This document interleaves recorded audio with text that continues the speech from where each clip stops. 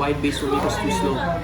Tatalunan tayo ng Pacific High at Holy Crest sa water resistance. Yes, Australia yan. Kasi ba may mga Australia mag-call, diba? Ito ba, Angel? Ayan na. Stay in your Ayan lane. na. Tapos, You think you know everything kailangan that you don't. pagsasakay ka doon Alam ko ang ginagawa ko kasi I'm better than you. Nakapikit ka rin hindi ka ganun. Kasi hindi tayo mag-competition. Partners tayo dito.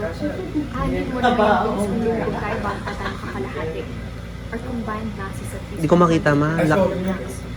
Purely based on Archimedes this principle, Olympus displays at least 0.12 cubic meters of water. Kung inanaro mo yung beam para lang mabawasan yung drag, the cardboard will bubble under the concentrated load. Thank you, Lord. That's exactly why I calculated stress distribution.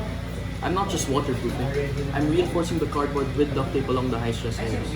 It helps prevent bending and tearing under our weight. Felix, consider mo yung water saturation rate. The moment the bottom layer gets wet, the structural integrity of the corrugated board drops drastically.